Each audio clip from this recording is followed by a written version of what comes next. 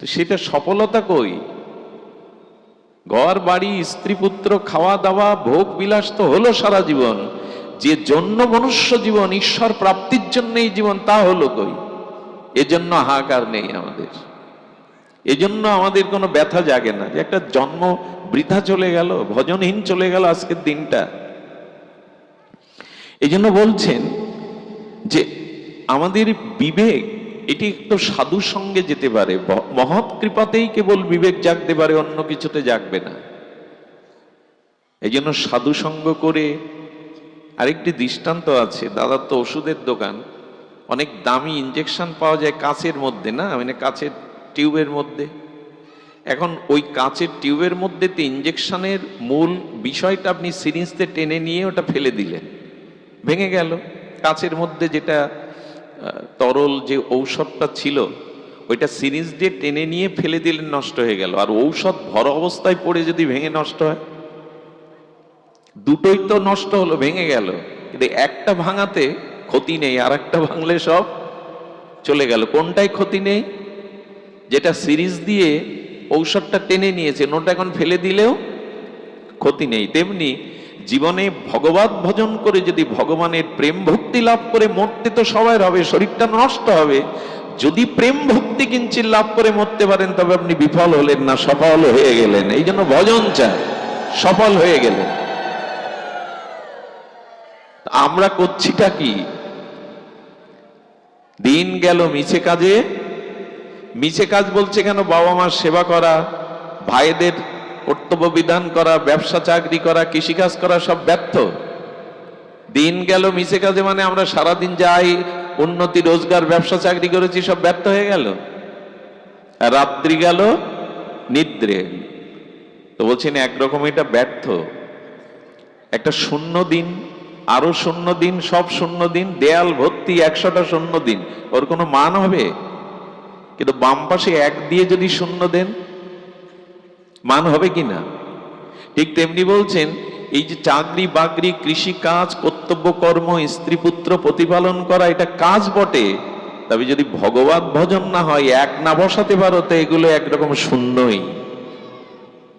যে জন্য তুমি এসেছিলে তা হলো না, এমনি শূন্য হয়ে যাবে। ইটের পরে ইট দেন, পাজা হবে, মন্দির হবে না, ঘর হবে না, কারণ সিমেন্ট দিতে হবে। একরকম বৃথা। ইটের পরে ইট দিলে দেয়াল মতো দেখা যায়, মন্দির করা যায়, ভেঙে যাবে, সিমেন্ট দিতে হবে। তো চাকরি বাকরি, কৃষিকাজ, স্ত্রী পুত্র পিতামাতা প্রতিপালন করলেন, গোবিন্দ ভজন করলেন না, নিজের উদ্ধার করলেন না, ওই ইটের পরে ইট দেওয়া, সিমেন্ট নেই, ধসে পড়ে যাবে। এরকম বহু জন্ম জন্মেছেন, এইসব করেছেন। এই জন্য বললেন দিন গেল একরকম, এটা মিছে কাজ। ভজন না হলে এটা একরকম। কাঁথা সেলাই তো মায়েরা ছেড়ে দিয়েছেন, এখন কম্বল উঠেছে। তো কাঁথা সেলাই করতে গিয়ে 1 মাস সারা দিন ওই ফোড় দিয়েছে, সন্ধ্যা এসে দেখে ফোড় কাঁথায় লাগেনি। কারণ সেলাই করে ফোড় তুলতে গেলে পেছনে একটা গিট দিতে হয়, সুতো দিতে হয় কিনা, ওইটা দেয়া হয়নি। এখন আপনি গোবিন্দ ভজন করলেন না, তো আর সব করলেন, একরকম সব বৃথাই গেল। ফুলকপি উঠেছে, আর যা যা কিছু দিয়ে রান্না করুন, কিন্তু থু করে ফেলে দিতে হলো, লবণ পড়েনি ওতে। মানে কৃষ্ণ ভজন ছাড়া ওই ফুলকপিটা তো বৃথা না, অন্য যে মশলা দিয়ে রান্না করেছেন ওটা তো বৃথা না, কিন্তু লবণহীন একেবারেই আস্বাদ্য হলো না। তো কৃষ্ণ ভজন হলো না, তো মানে জীবনে একরকম বৃথায়, ব্যর্থই হয়ে গেল, ব্যথায় ভরা হলো। এই জন্য বলছেন নিজের উদ্ধারের চেষ্টা করাটাই বিবেক, আর এই বিবেক সাধু সঙ্গে ছাড়া জাগবে না। এই জন্য আমাদের উচিত বিবেককে জাগ্রত করার জন্য সাধু সঙ্গ করা। আচ্ছা, ভজনটা আমার জীবনে সাধু সঙ্গ থেকে পেয়েছি কিনা, গুরুদেবের আশীর্বাদে পেয়েছি কিনা, এটা বুঝবার কি উপায়? খুব মন দিয়ে শুনতে হবে, আমার হাতে সময় কম, আমি সার কথাগুলোই বলি। কি করে বুঝতে হবে? আচ্ছা, এই যে তিলক নিয়েছি আমি, আমার মাথায় শিখা আছে, এইটাই কি প্রেম ভক্তির পূর্ণ লক্ষণ? এটা পূর্ণ লক্ষণ না, এটা ধর্মের অঙ্গ, ভজনের অঙ্গ মাত্র, অংশ মাত্র, অংশী না। আমি যে তুলসীর মালা নিয়েছি, দাদার সঙ্গে তিলক নিয়েছি, আমি হরিনাম করছি, এগুলো অঙ্গ বটে, তবে আপনার সাধু সঙ্গ করে ভজন জীবন সার্থক হলো বুঝবেন কি করে? খুব মন দিয়ে শুনুন কথাটি। কি করে বুঝবেন? একটা দৃষ্টান্ত দেই। আপনি মাটি পরিপাটি করে, ক্ষেত্র পরিপাটি করে প্রস্তুত করে শস্য বীজ দিলেন। এখন তো শস্য বীজ বোনার সময় শস্যগুলো খেতে দেখা যাবে? ছড়ানোর পরে কি দেখা যাবে? ক্ষেত দেখা যাবে, মাটি দেখা যাবে, শস্য দেখা যাবে? দূর থেকে দেখা যাবে না। এবার ওতে জল দিন, নির্মল বায়ু দিন, সার দিন। 2 মাস 3 মাস পরে দেখলেন ওগুলো অঙ্কুর হয়ে শস্য গাছ হয়ে হলুদ ফুলে একবার শস্য দানা হয়ে ক্ষেত ভরে গেছে। তখন কি দেখা যাবে জানেন? তখন ক্ষেত দেখা যাবে না, সরিষা দেখা যাবে।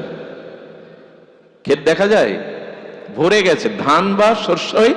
ক্ষেত কোথায় লোকালো? ক্ষেত আছে কিন্তু ক্ষেত আর যে যখন বীজ বুনেছিলেন তখন কি দেখা যাচ্ছিল? বীজ দেখা যাচ্ছিল, বৃক্ষ দেখা যাচ্ছিল।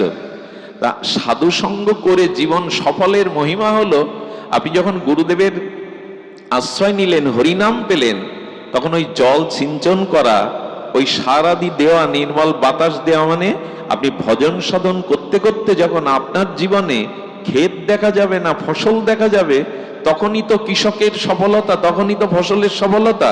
তা আপনার জীবনে ভজনের পরিপূর্ণতা তখন, যখন আপনি সবকিছুর মধ্যে সংসার না দেখে ভগবানকে দেখতে থাকবেন।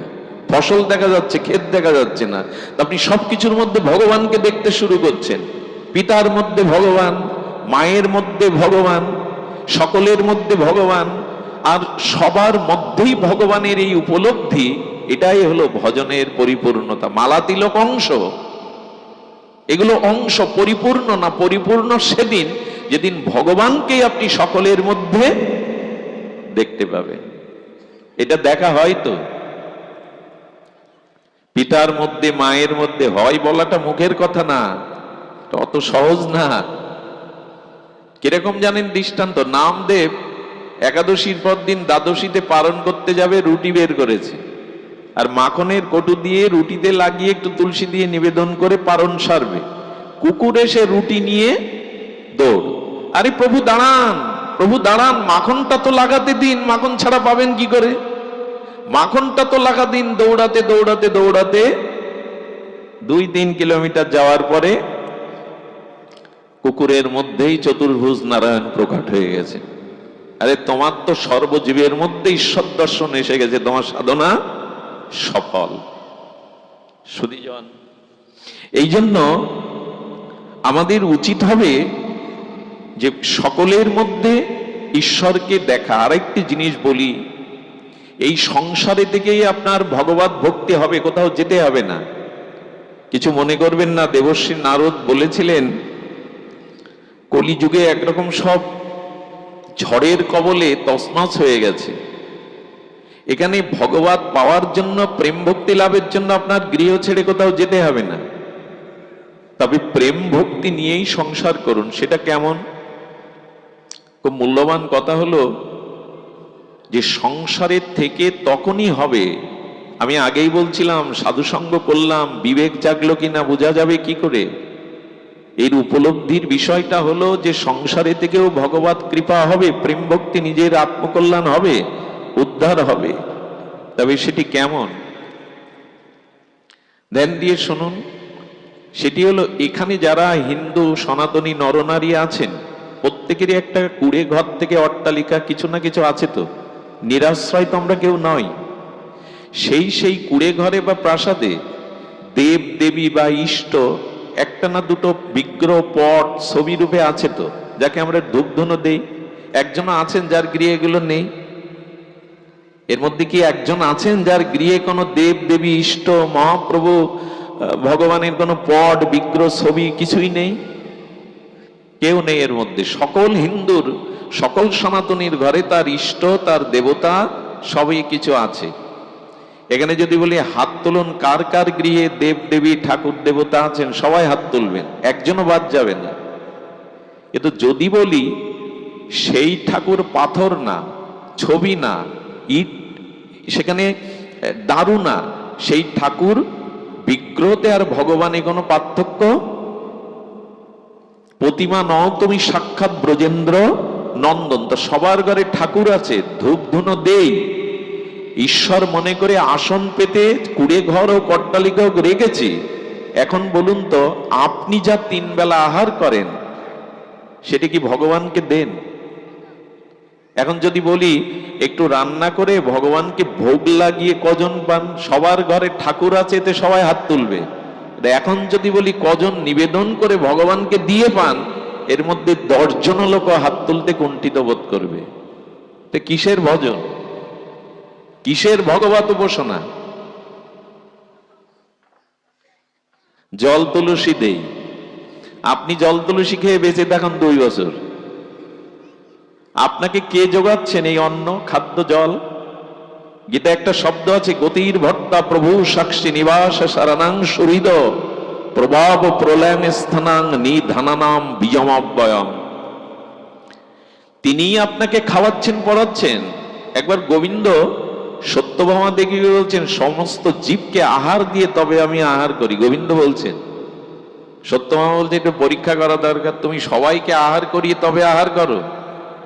উনি করেছেন কি, সিঁদুরের একটা কৌটার মধ্যে একটা পিপিলিকা ভরে রেখেছে, দেখি একে কি করে খাদ্য দিয়ে তবে তুমি পাও। ভগবান যখন সেবা করতে বলছেন, প্রভু আপনার এই কথা তো আমি বিশ্বাস করতে পারলাম না যে সব জীবকে আহার দিয়ে আপনি আহার পান। এই দেখুন, এই কৌটোর মধ্যে একটা পিপিলিকা দুপুরে ভরে রেখেছিলাম, ওর খাদ্য আপনি জোগান নিয়ে আস। গোবিন্দ হেসে বললেন, কৌটাটা খোলো। খোলার পরে দেখলো যে পিঁপড়েটা যখন সত্যভামা দেবী ভরেছে, তখন গোবিন্দ ওনার মাথার উপর থেকে একটা খুদের দানা ওর মধ্যে ফেলে দিয়েছে, ওটা ওর চোখে আসেনি। ওটাই ও খাচ্ছে। দেখো, যিনি আপনার ভরণ পোষণ পালন 10 মাস 10 দিন মার গর্ভে কে খাইয়েছিল ওখানে আপনাকে? ওখানে আপনি মুখ দিয়ে খাননি। ওই অন্ধকারের মধ্যে কি করে বেঁচেছিলেন? উনি ভর্তা, উনি ভরণ পোষণকারী, অথচ নিজের বেলায় সর্বশ্রেষ্ঠ লেজ্জ পেয়েও 3 বেলা পাবেন, ভগবানের বেলায় নকুল দানা। ও তো খাই কারা? ওই যে চিনি দেয় খায় তেলা পোকা, খাই পিঁপড়ে। আপনি আপনার ছেলেকে যেটা দিচ্ছেন, স্বামীকে যেটা দিচ্ছেন, তা তেমন মনে করে তাকে দেন। এ অধিকার নেই ভগবানের যে আপনার সন্তানের মতো করে সেবা পাওয়া, আপনার স্বামীর মতো করে সেবা করা। রাধে রাধে কৃষ্ণ ভক্তবৃন্দ, সনাতনী টিভি চ্যানেলটি সাবস্ক্রাইব করুন। সৎসঙ্গ করে হলোটা কি? এত আসা যাওয়া করে হলোটা কি? এখানে আসলে প্রসাদ দাও, প্রসাদ না পেলে অনেকে রাগ করে উঠে যান, এই ঠিক মতো প্রসাদ দেওয়া হয়নি, দিচ্ছে না। প্রসাদ পাওয়ার লোক এইখানে আমরা আসি কারণ প্রসাদ পেলে কৃপা হয়, প্রসাদ ভগবানের কৃপা। তো বাড়িতে তো ভগবানকে দিয়ে প্রতিদিন পেতে পারেন, এরকম দৌড়াতে হয় না, তো সে ব্যবস্থা নেই কেন? হলো কি? বিবেক জাগলো? এই জন্য আমরা শুনছি বটে, স্রোতের মতো আসছি বটে, অনুষ্ঠান করছি বটে, কিন্তু নিজের ভোগ বাসনা ত্যাগ করে ভগবানকে সুখ দেওয়ার বাসনা আমাদের মধ্যে এখনো ওইটুকুই। ওই 2-4 ঘন্টা কথা শুনতে ভালো লাগে, আসতে ভালো লাগে, কিন্তু তারপর একথা অস্বীকার করতে পারবেন? গীতার কোনো বাণীকে অস্বীকার করতে পারবেন? পৃথিবীর কোনো দার্শনিক পারেনি। গোবিন্দ বলছেন, আমার বস্তু যে আমাকে না দিয়ে পায় সে চোর। স্বীকার করুন, এই কথার বিপক্ষে আপনি যুক্তি খাড়া করুন। বস্তু তার, সমস্ত পদার্থ তার, তিনি সৃষ্টির মূল বীজ। ভগবান বলেছেন, নিধানানাম বীজম অব্যয়ম, আমি সমস্ত সৃষ্টির বীজ। এই জন্য আমাকে না দিয়ে এক গোপীর ঘরে গোবিন্দ গেছেন, আর সেই দিন গোপী গোবিন্দকে বোকা বানাবে বলে ক্ষীর মাখন ননি ঘর থেকে সব সরিয়ে ফেলেছে, কিছুই রাখেনি ঘরে। কৃষ্ণ কিছু না পেয়ে আর যখন চলে যাচ্ছে, তখন গোপীমারা বলছে, চোর চোর, নন্দের সুতো চোর, চোর চলে যাচ্ছে, চুরি করতে এসেছিল, কিছু পায়নি। গোবিন্দ ফিরে দাঁড়িয়ে তর্জনী বলছে, যে ঘরে আমার সেবার ব্যবস্থা থাকে না, যে ঘরে আমার জন্য উপচার থাকে না, তারাই চোর, যারা আমাকে নিয়ে পায়। এবং আমার জন্য যদি কোনো ব্যবস্থা যার ঘরে না থাকবে, আমি সে ঘরে আগুন জ্বালিয়ে দেব। আগুন জ্বালাবে তুমি? বলে হ্যাঁ, বাইরের আগুন না, ও পুড়ে গেলে তো আবার ঘর বাঁধতে পারবে। অশান্তির আগুনে এই সংসার জ্বালাবো, যেখানে আমার সেবা নেই, আমার সুখের কোনো ব্যবস্থা নেই। পৃথিবীতে অকৃতজ্ঞের থেকে বড় অধর্ম আর সব থেকে বড় বিশ্বাসঘাতকতা কি জানেন? বলি তবে এটা ছাগল তো আমাদের অনেকেই পোষে না, শাক শিশু। শাক শিশু জন্মালে ছোটবেলায় খুব ভালো লাগে, কোলে নিতে ভালো লাগে, হাত বুলাতে ভালো লাগে।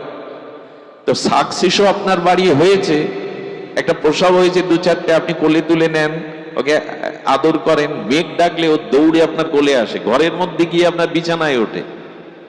আর যখন বাইরে ভয় পায় না, তখন দৌড়ে আপনার কাছে, আপনি কোলে তুলে নিয়ে হাত বুলানো, মনে করে এর থেকে বড় নিরাপদ আশ্রয় আমার আর, এই আমার প্রতিপালক, এ আমাকে খেতে দিয়েছে, আশ্রয় দিয়েছে, এ আমাকে প্রতিপালন করে, আমি এর কাছে নিরাপদ। কিন্তু ওর জানা নেই এর কাছেও নিরাপদ নয়। মেয়ের বিয়েতে আত্মীয় স্বজন এলো, ওকে হাতে করে কেটে খেতে দেয়, নিজেও খায়, এরে বলে বিশ্বাসঘাতক। বিশ্বাস জাগিয়ে যে বিশ্বাস ভঙ্গ করে, এরই নাম বিশ্বাসঘাতকতা। ঠিক তেমনি ভগবান বিশ্বাস করে আমাকে মনুষ্য জন্ম দিয়েছিলেন যে ও আমার ভজন করবে, আমার আরাধনা করবে, উদ্ধার হয়ে আমার কাছে ফিরে আসবে। আমি বিশ্বাসঘাতকতা করছি ভগবানের সাথে। এই দেহটা, এই বিবেকটা দিয়েছিল নিজের উদ্ধার, নিজের কল্যাণ ভজন করবার জন্য, না করে সংসারের কামনা বাসনা ভোগ করে যাচ্ছি। বিশ্বাস জাগিয়ে আমাকে পাঠালেন, আর আমি সেই বিশ্বাসঘাতকতা করছি। এই বিশ্বাসঘাতকতা আর কতকাল, আর কত জন্ম? এই জন্য আপনাদের কাছে নিবেদন করি, চেষ্টা করুন, বিবেক জাগান। ও আজান হচ্ছে না, ঠিক আছে, আস্তে আস্তে বিবেকটা জাগান, বিবেক জাগিয়ে ভজন করুন। ভজনের এই হলো সময়। ভজন না করলে, বক্স থাকলে বক্স দিয়ে দাও বাইরে, যাতে সাউন্ড না যায়। বিবেক যদি না জাগে, তবে কিন্তু ভজন করে, সাধুসঙ্গ করে কিছুই হয়নি জানতে হবে, যদি ভজনে মন না লাগে।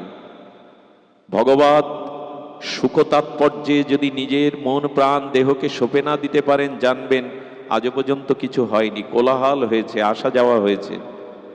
সুধীবৃন্দ, এই জন্য যত দ্রুত পারা যায় সিদ্ধান্ত নিন, আজ এখনই সিদ্ধান্ত নিন, বাকি জীবনের সময়টুকু আর আবিলতায়, অলসতায় না কাটিয়ে নিজের উদ্ধারের জন্য ভজনে কাটানো উচিত। সুধীবৃন্দ, সংসারী মানুষ স্বভাবত বিষয় সুখে আসক্ত। এটা বলছেন ধর্ম সাধনের উদ্দেশ্য আমাদের হওয়া উচিত। এই জন্য গোবিন্দ বলছেন আর কিছু প্রয়োজন নেই, তোমরা এক কাজ করো, সংসারের পরিবারের একজন করে নাও আমায়। পুত্রটাকে, স্ত্রীটাকে, কন্যাটাকে যেরকম তুমি দায়িত্ব নিয়ে তার সুখ, তার লেখাপড়া, তার পোশাক আশাক, তার প্রতি স্নেহ মমতা দিচ্ছ, আমাকে ওরকম একটা জায়গায় বসাও। এটাতেই সংসারে থাকার সার্থকতা। আমাকে দেয়ালে টানিয়ে ছবি করে রেখো না, আমাকে ওই রঙিন লাইট দিয়ে ঠাকুরের আসনে পর্দার মধ্যে শুধু রেখো না, আমাকে তোমার পরিবারের একজন করে নাও। ওদের জন্য তুমি যতটুকু করো, আমার জন্য ততটুকুই করো, বেশি চাইছি না আমি। এতটুকু তো তার চাওয়ার অধিকার থাকতে পারে, দিয়েই কি তাকে? এই ভালোবাসাটুকু, এই দায়িত্ববোধটুকু আমি নিয়েছি। সুধীবৃন্দ, তবে শুনুন, ভগবানকে নিজের করে নেওয়ার ন্যায় আর ধর্ম নাই। আমি বহুবার বলেছি, তবু আর একবার বলি। আমাদের বর্ষনাতে এক গরিব কৃষক ছিলেন। সেই কৃষক সারাদিন দিনমজুর খেটে বর্ষনার মন্দিরে সন্ধ্যায় আরতি দেখতে যেতেন। ওইখানে একদিন শুনেছেন সাধুদের সেবা না করলে, মহতের সেবা না করলে রাধারানীর কৃপা, ভগবত কৃপা হয় না। আর এটা সত্য কথা। নিজের দেহ গুরু বৈষ্ণবের সেবায় ক্ষয় না করলে আপনার বিবেক হবে না, আপনি সিদ্ধান্ত নিতে পারবেন না ভজনের। এর আগে একটা কথা বলি, সাধুগুরু বাড়ি আসলে প্রণাম করার পরে আমরা অনেকেই বলি, বাবা মাথায় হাত রেখে আশীর্বাদ করুন, বলি কি না? এখনো সাধু যেতে গেলে বলি, আমার মাথায় একটু বাচ্চাটা বাড়িয়ে দিই, স্ত্রী পুত্রকে বাড়িয়ে দিই। হাতে আছেটা কি সাধুর? আপনার হাত আমার হাতে পার্থক্য আছে বাবা? মায়েরা আছে কি? 5টা আঙুল হাতে রেখা, এটা একই হাত। তো হাত মাথায় নেই কেন আমরা? বারবার মাথায় নিতে চাই কেন? কি আছে সাধুর হাতে? একটু বলি, হাতে অনেক কিছু আছে। এখানে যদি জুয়েলাইস আসতো, তো তার জাদুকরের হাত আমার হাত এক কি? ওই হাতে কত কি করে মানুষকে আনন্দ দিচ্ছে। আচ্ছা, হোটেলের যিনি রান্না করেন আর মায়ের হাতের রান্না একরকম হয় কি? তাহলে মায়ের হাতে আছেটা কি? হোটেলে যিনি রাঁধছেন উনিও তো হাত দিয়েই রাঁধছেন। মায়ের হাতের রান্না আর হোটেলের কারো রান্না এক হয়? হাতে কিছুটা পার্থক্য আছে। যে যাকে খুব ভালোবাসে সে যদি তার মাথায় হাত দেয় না, তো মনে হয় সমস্ত শরীরটা শীতল হয়ে গেল, একটু সান্ত্বনা পায়।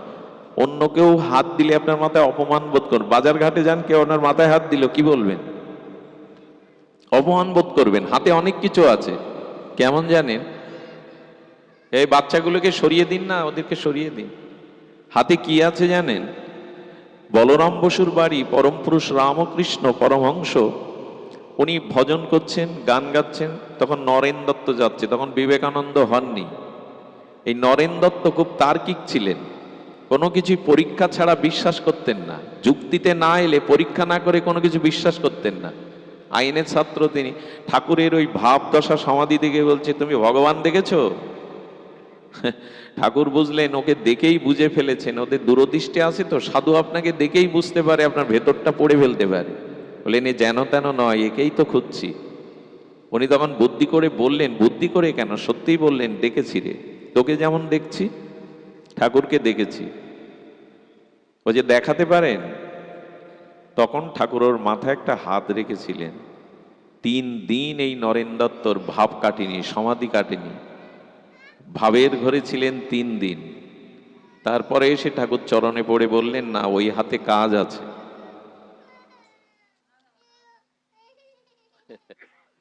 ওই হাতে কাজ আছে, বাইরে নিয়ে যাও মা, বাইরে নিয়ে যাও। ওই হাতের সমাধি 3 দিন তার আবেশ থেকে গেল। আমি বলছি কি, সাধুগুরু বৈষ্ণবের হাতে কিছু একটা ক্রিয়া আছে, শক্তিটা আপনার উপরে সঞ্চারিত করতে পারে। যেমন মায়ের হাতের রান্না আর হোটেলের একজনের রান্না এক হয় না, ওই হাতের পার্থক্য আছে। মা যখন রান্না করে সন্তান স্বামীর জন্য, ওর মধ্যে মমতা, শুদ্ধতা এগুলি কাজ করায়। আর ও তো ব্যবসার জন্য করছে, এই জন্য দুটো স্বাদ, দুটো ক্রিয়া এক হয় না।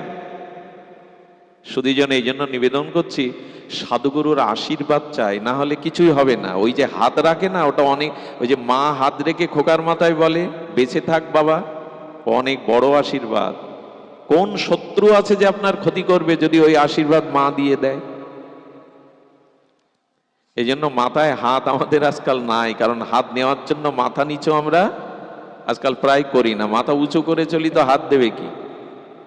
মাথা আমাদের এখন নিচু হয় না, এখন মাথা নিচু হলেই তো হাতটা দেবে। সুধীবৃন্দ বর্ষণার বাবা বৈষ্ণবদের সেবা করতেন, সাধুদের ব্যাগ বয়ে দিতেন, জুতোটা গুছিয়ে রাখতেন। আমি দেখেছি এর মধ্যে এমন একজন আছে, আমি নাম বলবো না, অনেক ধনী, অনেক মানি, কিন্তু আমরা যখন আছি দেখে বাবা চলে যাবে, জুতোটা খুঁজে পাবে না, আলাদা করে রেখে দেয়। কখনো মাথায় করে, হাতে করে বাইরে নিয়ে, খুঁজছি কোথায়, সেখানে নিয়ে উপস্থাপন। এগুলো হলো সেবা।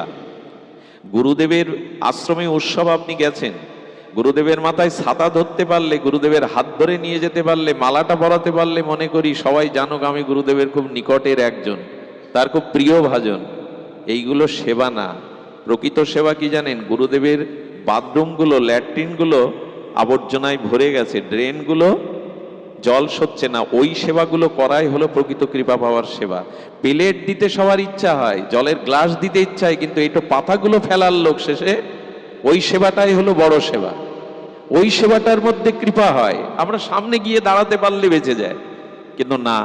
এই জন্য উনি জুতোগুলো ধুয়ে দিতেন, পরিষ্কার করে দিতেন, সাধুদের ব্যাগগুলো বয়ে দিতেন। এক বাবা বলছেন আমি কাল নন্দগ্রামে যাব, গোকুলে যাব, আমার ব্যাগটা, আমার তো হাঁপানির সমস্যা, ব্যাগটা একটু বয়ে দেবে বাবা। একদিন দিনমজুর না খাটলে তার সংসারে হাড়ি জ্বলে না। আনন্দে বলল, আপনার এইটুকু সেবা করতে পারলে আমি ধন্য মনে করব। ভোরবেলা এলো, বোঝাটা মাথায় নিল, সাধু বাবা চলছে। নন্দগ্রামে আসতে 1-1.5 ঘন্টা 2 ঘন্টা পায়ে লাগতে পারে, বেলা 11টা বেজে গেল। কেন জানেন? ওই যে হাঁপানির সমস্যা, তো অ্যাজমা। সাধু কিছুক্ষণ বসেন, আবার একটু বিশ্রাম নিয়ে চলেন। 11টায় না খেয়ে না দিয়ে মাথায় বোঝা নিয়ে এসে বলছে, বাবা আশীর্বাদ করুন আমি ফিরে যাই। এই কাঠফাটা রৌদ্রে বোঝা বয়ে আনলে, সেই ভোর থেকে 11টা পর্যন্ত একটু প্রসাদ নিয়ে যাও নন্দলয়ে। এসছেন বর্ষণা থেকে নন্দগ্রামে। বর্ষণা হলো রাধারানীর বাপের বাড়ি, আর নন্দগ্রাম হলো ওইটা কৃষ্ণের বাড়ি, একরকম রাধারানীর শ্বশুর বাড়ি। তো উনি তখন বলছেন, আপনাদের এখনো মনে করিয়ে দিই, উত্তরপ্রদেশে বৃন্দাবনে মেয়ের বিয়ের পরে যদি মেয়ের বাবা মেয়ের বাড়ি প্রথম যায় তবে এক গ্লাস জলও খায় না, এখনো ওই নিয়ম। গেলে মেয়ের পিতা ওই বাড়ি কিছু পাবে না। তো বলছেন রাধারানী আমার মেয়ে তার শ্বশুরালয়ে এসছে, এখানে আমি কিছু পাবো বাবা? না। বাবার চোখে তখন জল এসে গেছে। 5000 বছর আগের লীলা, 5000 বছর পরে এই গরিব কৃষক, শাস্ত্র জানে না, পণ্ডিত না, তবু কত শ্রদ্ধা। দেখো রাধারানী মেয়ে, এই জন্য কিছু পাবে না। বললো বাবা কিছু পাও? বললেন না আমি পাবো না। ওই কাঠফাটা রৌদ্রে আসতে আসতে নন্দগ্রামের মধ্যে শেষ সীমায় এসে পড়ে গেছে অজ্ঞান হয়ে। কৃষ্ণ তখন বললেন রাধাকে মেয়ে মনে করে, আর আমার গ্রামে এসে না খেয়ে মানুষটা পড়ে রয়েছে ধুলায়। গোবিন্দ তখন রাখাল বেশ ধরে একথালা প্রসাদ নিয়ে গিয়ে চোখে জল ছিটিয়ে বলছে আপনি উঠুন, এই দেখুন আপনার জন্য আমি একটু প্রসাদ এনেছি, পেয়ে যান। বললো আমি তো এখানে পাবো না, এটা নন্দগ্রামের মধ্যে, এখানে আমি আমার মেয়ের শ্বশুরালয়, এখানে কিছু পাবো না। সুধীবৃন্দ উনি পেলেন না, উঠতে গিয়ে আবার ওখানে পড়ে মূর্ছিত হয়ে গেলেন। গোবিন্দ গিয়ে তখন বললেন ও তোমাকে মেয়ে মনে করে, তোমার বাবা পড়ে রয়েছে ধুলায়, আমাদের হাতে নন্দগ্রামে কিছু নেবে না। এ দেখুন এখানে 1000 বছর আগের ঘটনা না, 200-300 বছর আগে ঘটনা, এই কলিযুগেরই ঘটনা, মাত্র 200-300 বছর আগে। ওখানে গিয়ে তখন কি করেছেন, রাধারানী ওনার মেয়ের রূপ ধরে এসেছে। রাধারানী যদি কারো স্পর্শ করে তার আর অজ্ঞানতা থাকে? মূর্ছা ভেঙে বলছে তুই এখানে মা? বলে কে আমাকে সংবাদ দিল বাবা তুমি পড়ে আছো, সকালে কিছু পাওনি জলও, তা আমি তোমার জন্য প্রসাদ এনেছি। প্রসাদটা বাবা পেতে যাবে, বললো না বাবা তুমি অসুস্থ, আমি তোমাকে পাইয়ে দিই। রাধারানী নিজে হাতে প্রসাদ পাওয়ালেন। বারবার চোখে জল আসছে, মা আমি তো মা হারা, তুই আমার মায়ের মতোই, প্রতিদিন তো তুই রান্না করে পাওয়াস, এমন তো কখনো লাগে না আমার, এমন হচ্ছে কেন? তোর প্রসাদে এত স্বাদ তো আমি কখনো পাইনি। আসলে তো মেয়ের রূপ ধরে রাধারানী এসেছে, মেয়ের পরিচয় দিচ্ছে যে আমি মেয়ের শ্বশুর। 5000 বছর আগে লীলাটা তার এখনো বিশ্বাস ধরে রেখেছে। মা এত এত এত প্রসাদ, আস্বাদ্য প্রসাদ তো কখনো পাওয়াসনি। বলো আজ হয়তো ঠাকুরের নাম করে রান, তুমি পেয়ে নাও তো। হাতে করে পাইয়ে হাত মুছে দিয়ে মুখটা প্রক্ষালন করে ধুয়ে দিয়ে বললেন বাবা তুমি আস্তে আস্তে এসো, ঘরে কাজ আছে আমি যাই। বাড়ি ওই প্রসাদ পেয়ে না চোখে জল আসছে, রাধারানীর হাতের প্রসাদ, যার চরণ মাথায় নিয়ে গোবিন্দ কাঁদে দেহি পদপল্লব মোধরাম। সেই রাধারানী তার বাবার পরিচয় দিয়েছে এইটুকু বিশ্বাসে, তাকে প্রসাদ পাইয়ে চলে গেল। বাড়ি গিয়ে বলছে মা আমার সামনে একবার আয় তো, তোকে একবার দেখি, তুই এই প্রসাদ নিয়ে পাইয়ে এলি। বলে কি বোকার মতো বলছো বাবা, আমি তো বাড়ি থেকে বেরোইনি, তোমার জন্য আমি প্রসাদ এখনো তো রান্নায় হয়নি, কোথায় পাবো? সঙ্গে সঙ্গে ঠাকুর ঘরে গিয়ে রাধারানীকে বললেন তোমায় ভালোবাসতে পারিনি, আমার পাণ্ডিত্যও নেই, শুধু তোমাকে মেয়ে জ্ঞান লালডি জ্ঞান করি, তাতে তুমি নিজে হাতে প্রসাদ পাইয়ে আসলে।